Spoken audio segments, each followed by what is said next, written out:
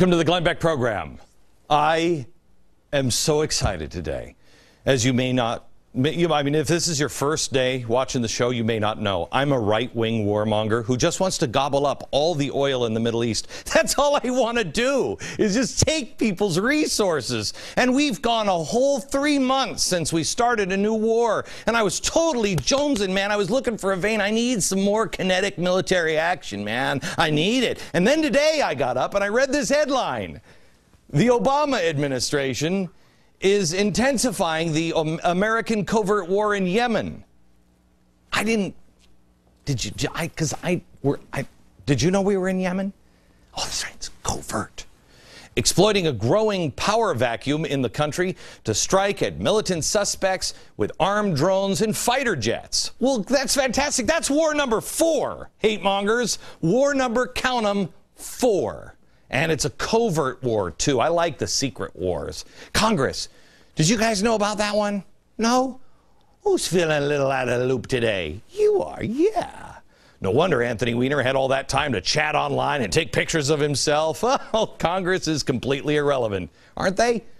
The other thing I've been waiting for, haven't seen it yet, I thought war number 4 might push people over the edge today, but where are all the anti-war protesters? You remember those guys? I think we need to put an Amber Alert out for them, because they might have been kidnapped. They might be in danger.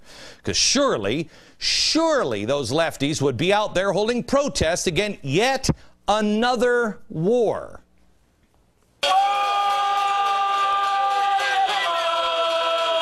Impeach now!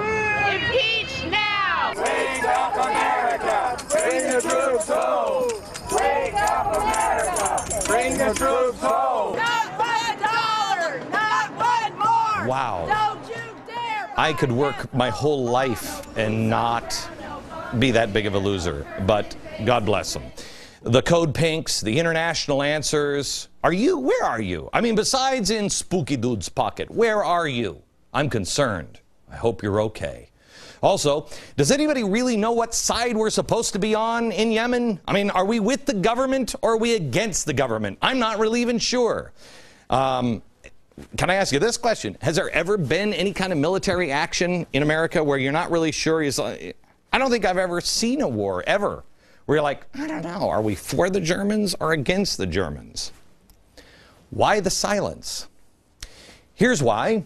Do you remember the Weather Underground, the manifesto? We showed you this about a year ago. We showed you this manifesto, and I said to you, whoa, if you read this thing, it's exactly what this country's doing now from the administration. Let me just read this again. 1969.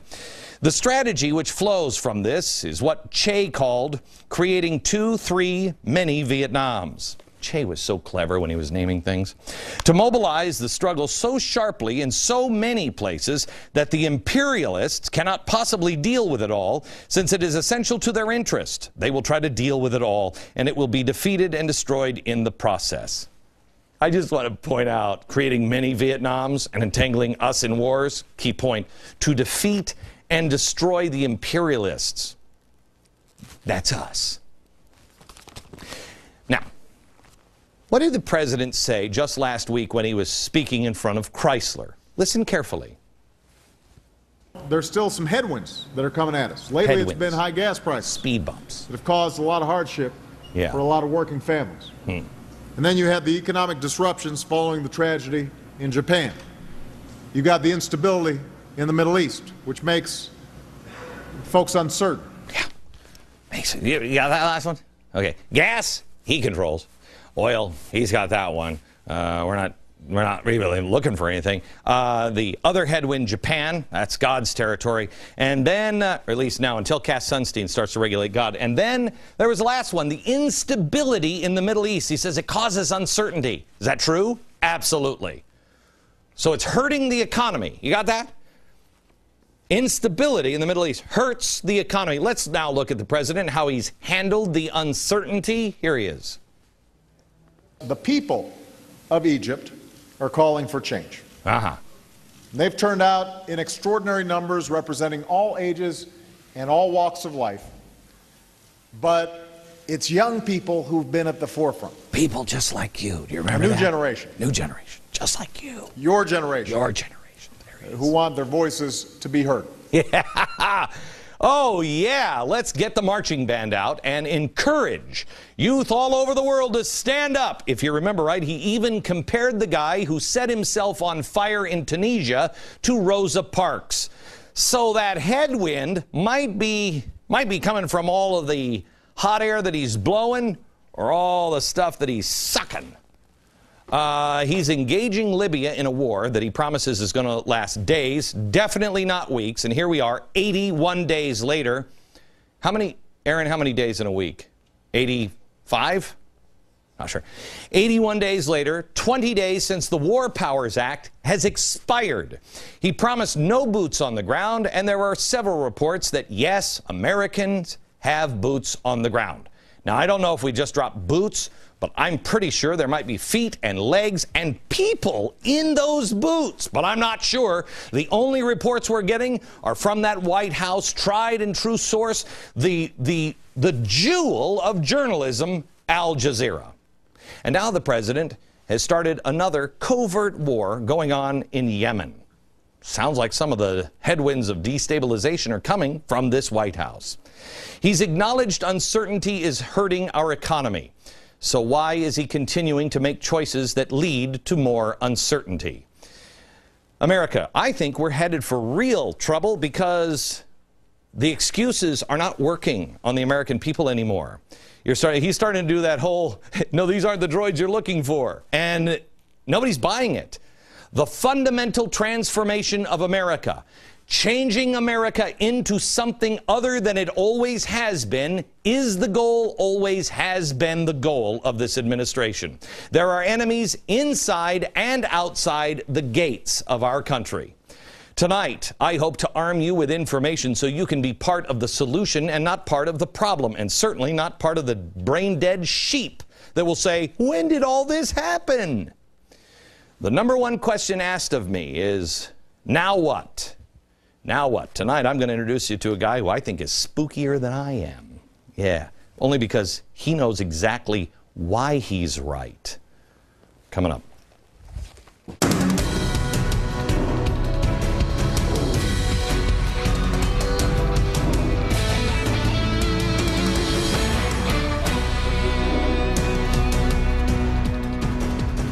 Oh, hello, America. According to a new Rasmussen poll, only 24% say they have similar views as President Obama.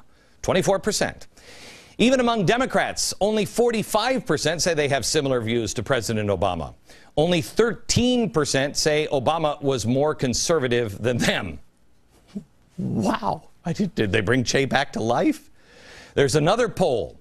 48% in a CNN poll believe we are headed for a Great Depression within the next 12 months.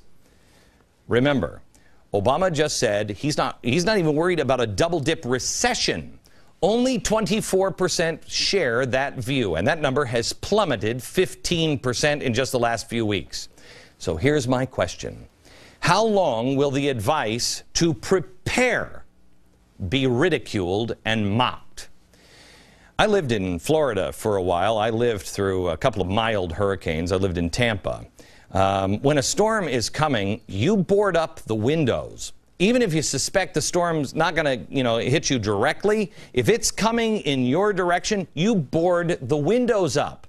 You prepare just in case.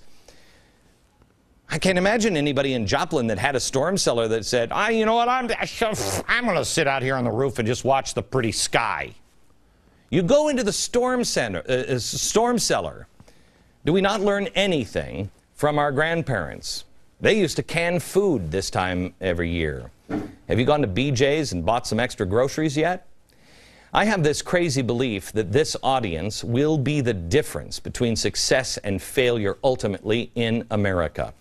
This audience, with my radio audience, internet and television, the footprint is about, they tell me, 30 million people a month. That's a lot of people. Now, what you do, the choices you make as individuals and then as a collective, what you read, what you learn, how you prepare, how you wake other people up, That's going to make a difference. And you have to realize that not everyone is going to wake up. They never do. But it is time to launch the lifeboats, gang. We have to get to a safe harbor and come back for the rest as the water starts to creep up around their ankles. We are at this program at the last 14 days of broadcast here at Fox. It has been an amazing ride. And people have asked me, okay, what are you going to do next? Why are you leaving Fox? Why are you going to... Because I believe, first of all, we've captured lightning in a bottle here. But it is time now for me to change what I do and be much more specific and roll up my sleeves.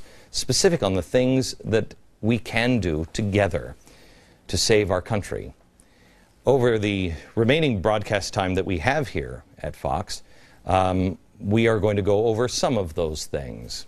And you can go to glennbeck.com for any more additional information on how to be a part of a solution. We are Americans, and we need to be those people of Wilmington and Joplin. When, and God forbid, if tragedy comes, tough times will come.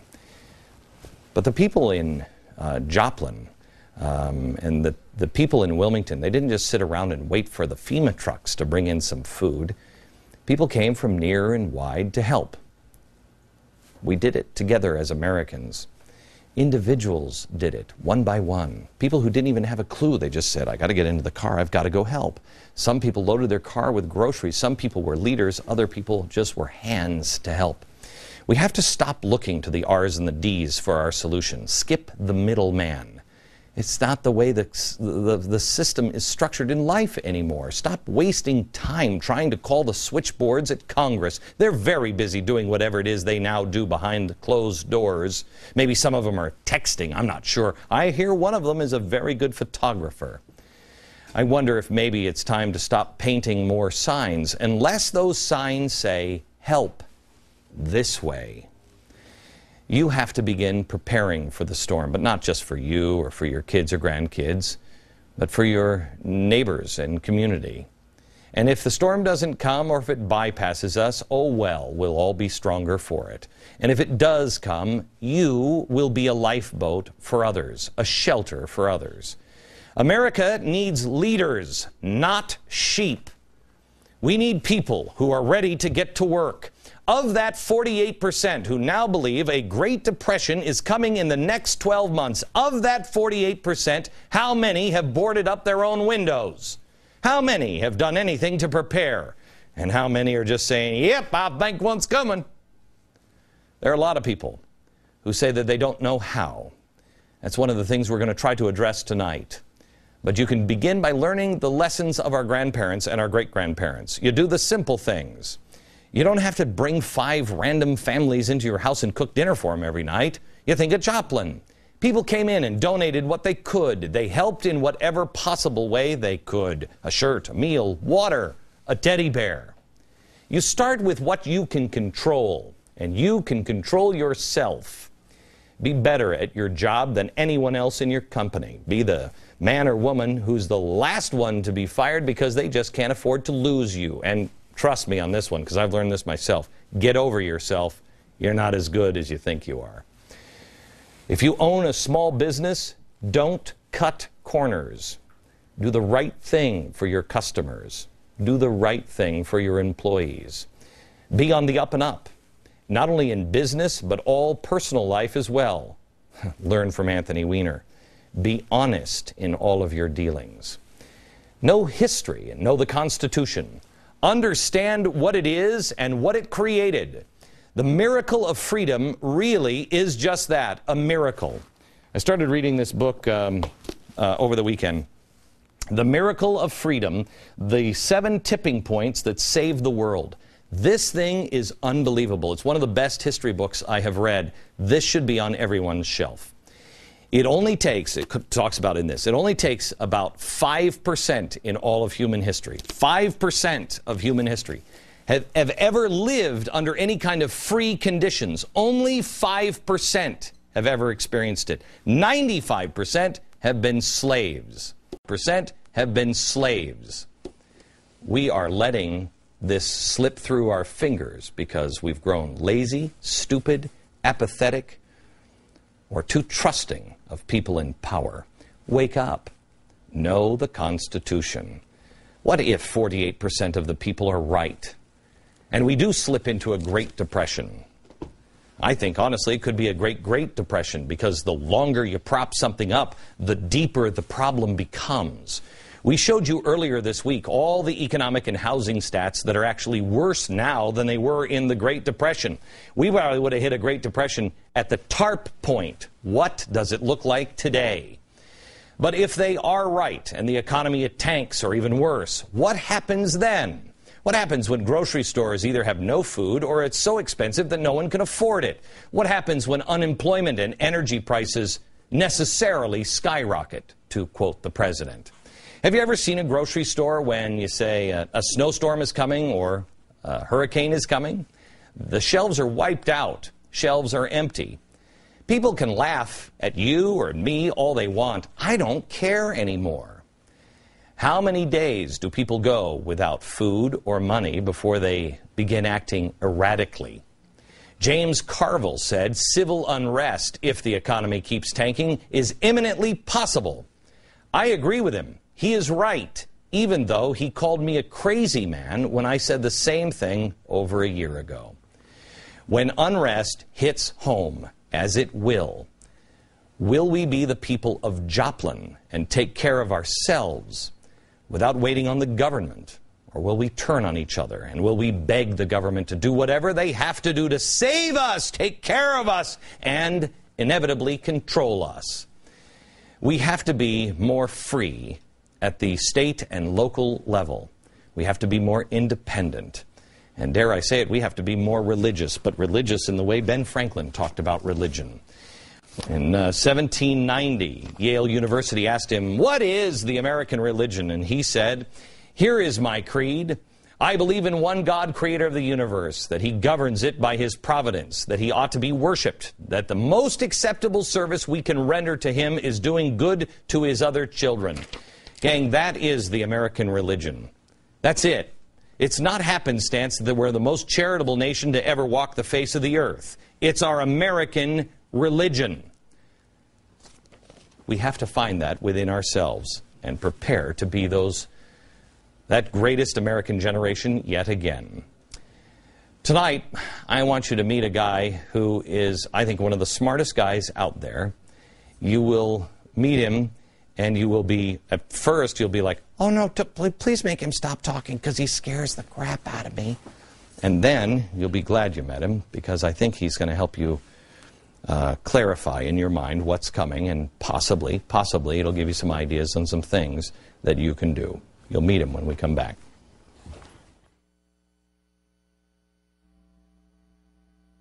Who sees the world in similar fashion as I do. And in this case, it's good to be, if I'm crazy, it's good to be surrounded by a guy who's crazier than I am. Jim Rogers, he is a legendary investor and author of A Gift to My Children, A Father's Lessons for Life and Investing. Have you always, I mean, you're legendary to have a sit down with you and to be, I mean, unless you're Neil Cavuto, you don't get a chance to sit down with you very often. How long have you been deemed nuts? Probably for about most of my life, I would suspect, looking back on it, even when I was in high school. I grew up in a very small town in Alabama. Even then, they thought there was something wrong with me. Right. And they were probably right. Right, yeah. You give me a thumbnail sketch of what you see coming. Well, the United States is now the largest debtor nation in the history of the world, Glenn. And it's getting worse. It's not getting better. You would think that those clowns in Washington would read one history book and see what happens when countries get into this kind of situation. Nobody ever has gotten out of this kind of situation without a crisis or a semi-crisis. Mm-hmm. Now the crisis or the semi-crisis is coming sooner rather than later. We're the largest debtor nation in the history of the world. In the history of the world. Are they inflating our money intentionally as the only way to get out of this debt? Of course, that's what they hope to do, is they will cause inflation. I mean, I don't know if they're smart enough to plan this out, but the way it's working, they're going to inflate the currency, cause inflation, currency will come worth less and less, and we'll pay it off in worthless money. I talk to people all the time who are at your level, and they say, Glenn, no, you know, it's going to be a controlled inflation. I don't know how you control that. There's no way to control that. Nobody has ever been able to control inflation. Once inflation starts, then you try to put it down. It gets harder and harder. The longer you wait, the worse it gets. Right. It's all, just read some history books. People think I'm nuts, too. I say, just look it up. I know. I'm not smart. I just looked it up. Right. You look it up, too. It's really simple. I mean, one of the first things, when they started TARP, a friend of mine who is very well aware of all the situations, just said this to me: read all you can about Weimar. And I have. And there came a point where the politicians were, well, where they are now, where they looked at each other and said, okay, if we stop all this stimulus, then we go into a Great Depression, and then the people are going to rise up, and there'll be riots in the streets. And if we don't, there'll be hyperinflation. And they said, yeah, but that's not necessarily guaranteed. That gives us more time. All they're doing is, and they could be of the best intent. I'm not claiming that they are, but they could have the best intent, and they're doing let's just have more time to figure something else out. I don't think any politician has ever brought disaster on knowingly and willingly. It just gets out of control. But Glenn, most politicians are not that smart. That's why they become politicians. The studies show, that the people in America who become the best politicians are the people who excelled at playground. They didn't excel at anything else. Most of them have never had jobs. They don't know how the world works, and it's frightening. It's frightening. Okay, so tell me about the Middle East, because I think the Middle East is about to be. Would you agree with me that Israel is the keystone of the West? That if that falls in this situation, that just starts to sweep across Europe and destabilizes everything. Well, if Israel falls, you're certainly going to have chaos in the Middle East. There's no question about that. I don't think you're going to see the Muslims at the gates of Vienna again. No, I'm not saying that. I'm saying that the destabilization, that the whole world, you destabilize Israel, the whole thing, and the West is already on the ropes. Well, there's no question that you're going to see a lot more social unrest in Europe. You're going to see more social unrest you're going to see more social unrest everywhere, including the United States, I'm afraid. You believe there will be burning buildings in New York or Los Angeles? I mean, Watts riots kind of stuff? Don't you? Yes, I do. I mean, what's wrong with you? Read your history. I'm there. It's nice to be with somebody. Well, just look it up. This is not complicated stuff. As you may remember in the 30s, remember Cox's Army? They marched on Washington. You had people marching on Washington in the 30s and camping out around the White House because they were really angry and very upset. Now, in the 30s, America was much more disciplined. It's very unlikely, but in this decade, America's not nearly as disciplined as we were in those days. Now everybody expects a free lunch. In the 30s, nobody expected a free lunch. They were willing to work. They were willing to do whatever they could to get money and food. We don't have that nation anymore. So let me just go tick off a couple of other things here first. Is gas going up because we're printing money, or because OPEC won't produce more? No, gas is going up in the first place because we're running out of known reserves of oil. The IEA, the International Energy Agencies, are going around the world pleading with people to listen. Known reserves of oil are in decline. And then you have the central bank in the U.S. throwing gasoline onto the fire. So we have shortages that are coming. But then you have Mr. Bernanke down there printing money as fast as he can, and that, of course, leads to inflation. It always has. This is not brain surgery. Just look it up. How did the Gulf and the BP thing affect the United States and our future on fuel? Well, it was certainly a disaster what happened. I mean, I'm from Alabama, and I certainly know a lot of people who suffered on the Gulf Coast when all that happened. But the unknown consequence, or the unintended consequence, is now we're not drilling. We're not drilling for oil in a nation which is running out of oil, at least known oil, and we're not drilling. Have you seen what the regulations are doing now to coal, what they're talking about now, that it's going to make the... No, everything is going to be much more expensive. They don't seem to understand we're running out of known sources of energy. And unless we do something quickly, very quickly, prices of gasoline and oil are going to go through the roof. Like what? Like drill. Like drill. The main thing we need to do is to drill for oil. We've got a lot of oil in the United States, apparently, but nobody can drill for it. Okay. Well, when we come back, I want to talk a little about some of the things that Jim just said is coming. Now I want to kind of take him to, okay, so what do you do if you're somebody with just a 401k, or you're not a billionaire that can move your money offshore, et cetera, et cetera.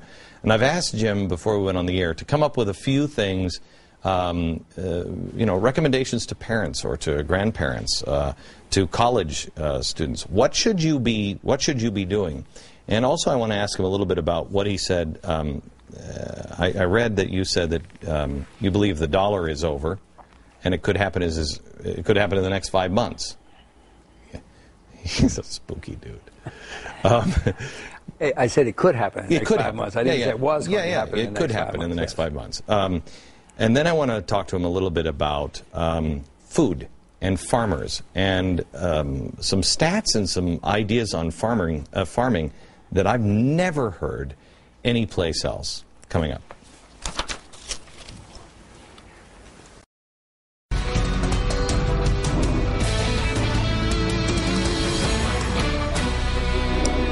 Back with legendary investor Jim Rogers. Jim, when you wrote this book, A Gift to My Children, A Father's Lessons for Life and Investing, when you first thought about this, was it as urgent in your mind? It probably was. Well, actually, that book started, I was very against children. I never wanted to have children. I thought children were a terrible waste of time, money, energy.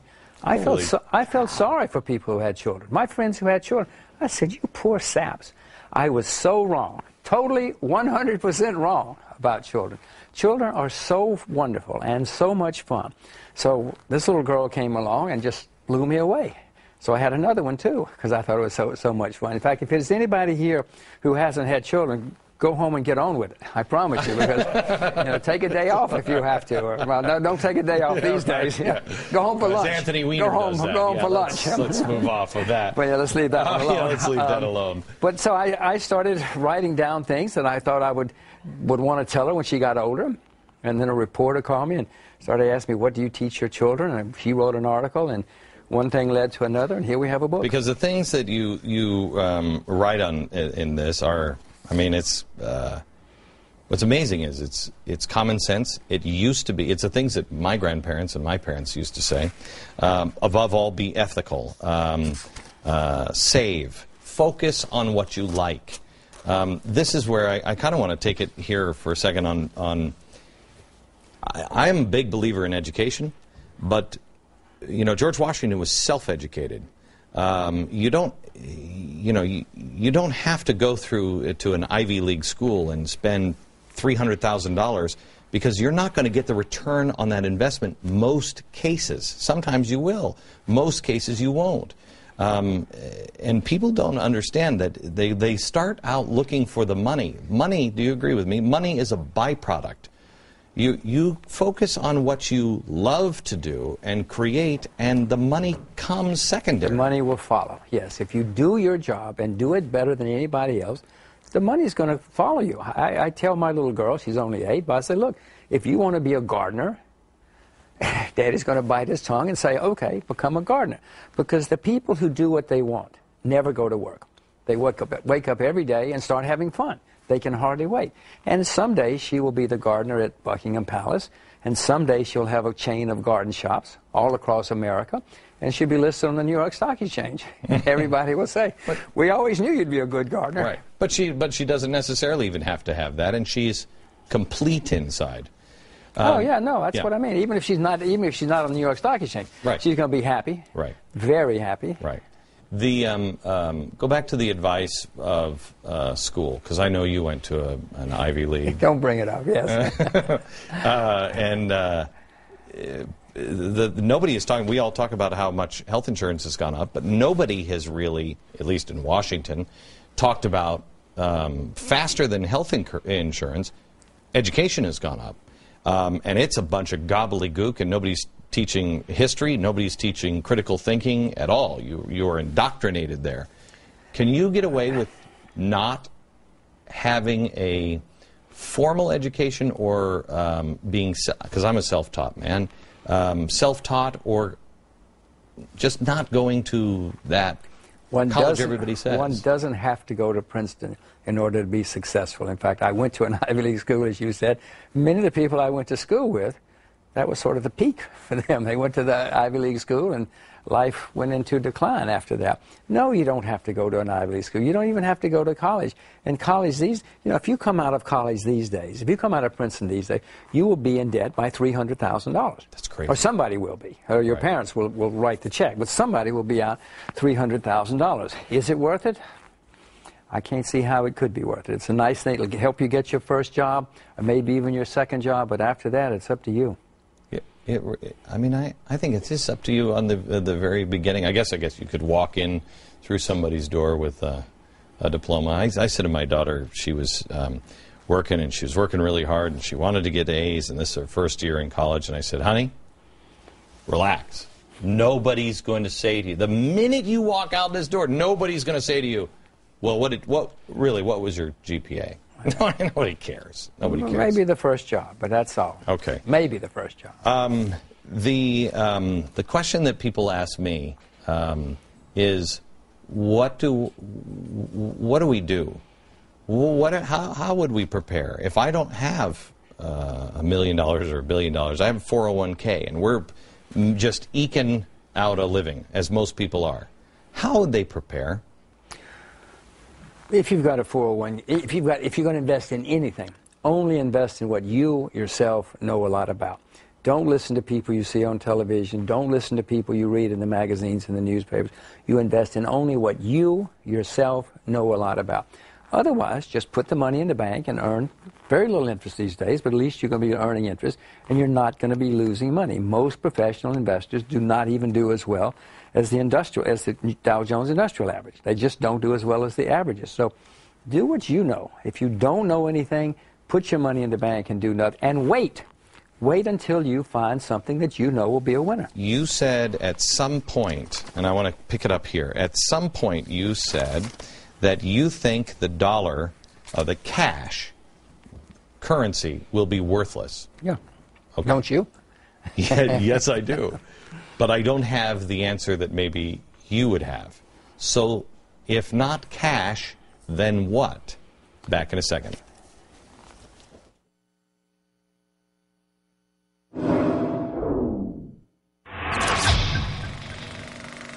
Back with Jim Rogers. He has a book out called A Gift to My Children, A Father's Lessons for Life and Investing. And when you listen to what he says about what he believes is coming in the world, and especially America, it's hard to put together what he writes to his children. Don't panic. Well, don't panic. Keep your head clear, because when everybody else is panicking, you've got to be able to take decisive action and the correct action. Very few people do the right thing when they're panicking. So what is the correct action when somebody says the dollar is going to be worthless, currency will be worthless? Well, first of all, people need to do their homework. Don't just sit here and listen to me on TV, right. I promise you. You've got to understand yourself what's going on. But the way historically you've protected yourself is you own real assets, whether that's silver or rice or, real things, natural gas.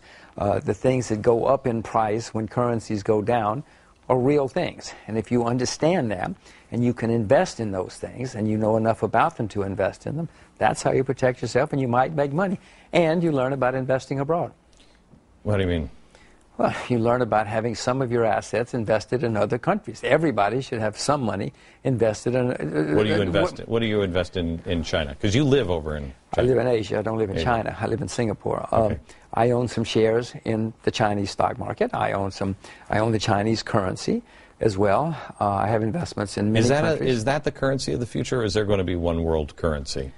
I can't imagine there's going to be one world currency unless somehow or another we go back to the gold standard. If we suddenly had a huge disaster tomorrow, people might reach for gold because there's nothing else they could reach for. But that would be the only kind of world currency I could see. You say that, because we have an audience full of college-age interns today, and you were saying in the break that everybody here should be learning a foreign language, at least one. Well, the next 50 years is not going to be like the last 50 years for Americans, whether we like it or not. You know, we're not going to control the world in the next 50 years. We're going to try, but we're not going to be able to do it. So everybody should understand a foreign language and be fluent in it, because we're going to have a lot of dealings with the rest of the world, and that will give you a leg up.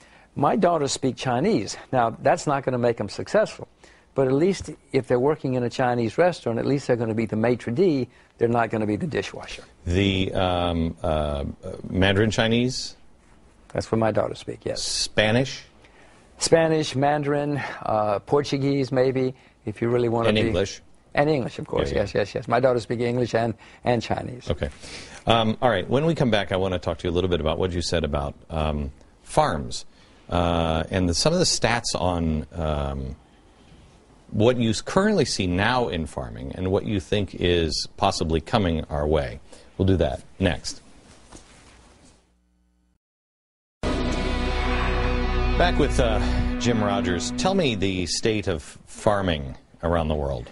Well, the world is facing a serious agricultural nightmare coming up. We have inventories of food, the lowest in recorded history.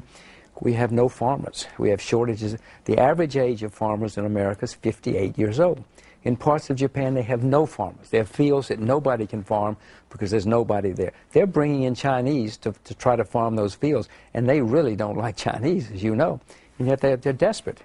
The world's going to be facing serious problems in the next decade.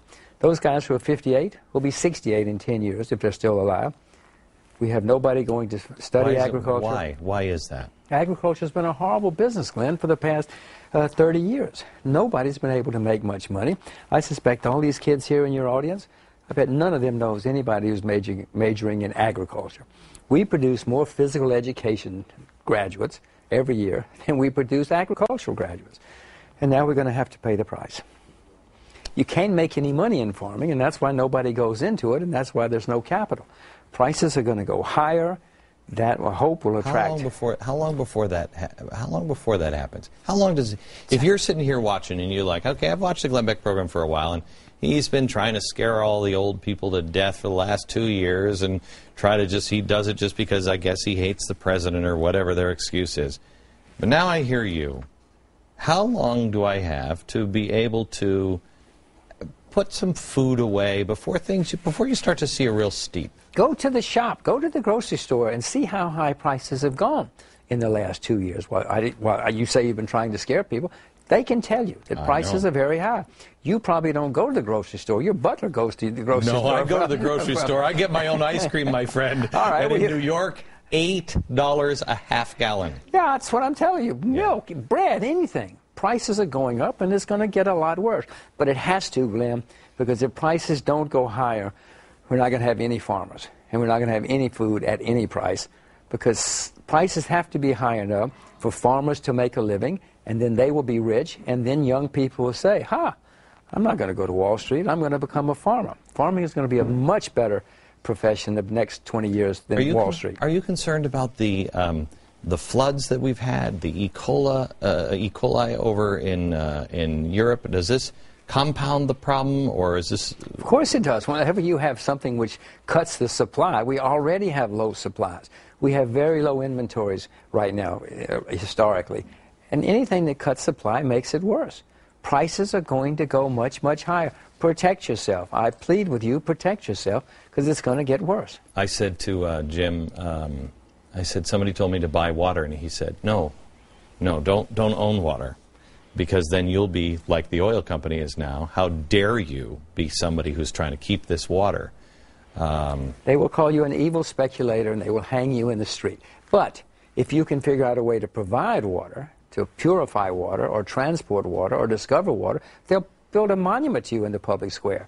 No, you don't want to be an evil speculator. Then they'll come after you. Back in a minute.